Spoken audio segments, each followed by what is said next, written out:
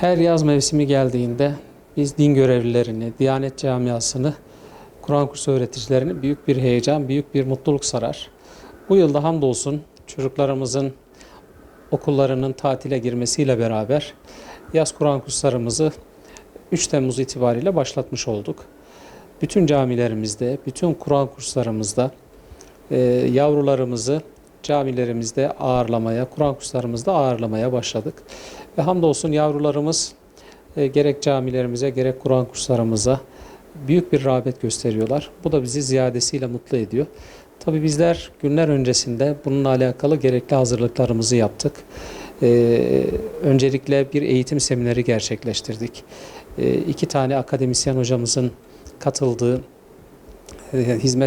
hizmet içi eğitim hazırlık seminerini gerçekleştirdik. Ardından Diyanet İşleri Başkanlığımızın yavrularımıza dağıtılmak üzere göndermiş olduğu Dinimi Öğreniyorum setiyle elifba cüzlerini temin ederek bunları yavrularımıza dağıtımını gerçekleştirdik.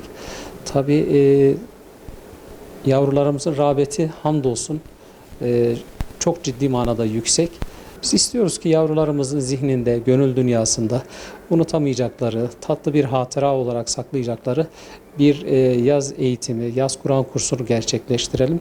Çünkü yaz Kur'an kursları bizim yavrularımızın temel dini değerlerini öğrendikleri, Kur'an-ı Kerim'i öğrendikleri, Peygamberimiz Aleyhisselatü Vesselam'ı tanıdıkları çok ama çok kıymetli bir yaygın eğitim dönemi.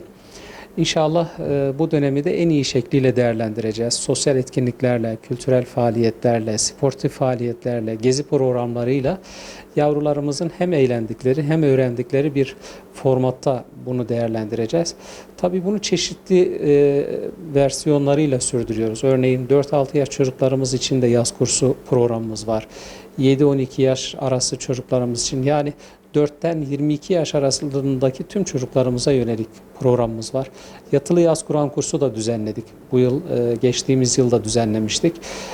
Türkiye Diyanet Vakfı Kız ve Erkek Öğrenci Yurdumuzu yatılı olarak bu kursu değerlendirmek isteyen yavrularımıza bu anlamda bir alan açmak suretiyle bunu gerçekleştiriyoruz. Geçtiğimiz yıl il genelinde 70 bin civarında yavrumuzu camilerimizde ağırlamıştık. İnşallah bu ve bunun üzerindeki bir rakamla camilerimizde yavrularımızı bekliyoruz. Yavrularımızı bize gönderen, bize emanet eden bütün ailelerimize teşekkür ediyoruz. İnşallah yavrularımızın gönül dünyasında, zihin dünyasında camiyle, ibadetle, rahmet kitabıyla buluştukları unutulmaz tatlı bir hatıra kalacak diye ümit ediyoruz. Aynı zamanda çocuklarımıza ibadet alışkanlığını da kazandırmak suretiyle de bu dönemi en iyi şekliyle değerlendirmek için gayret edeceğiz inşallah.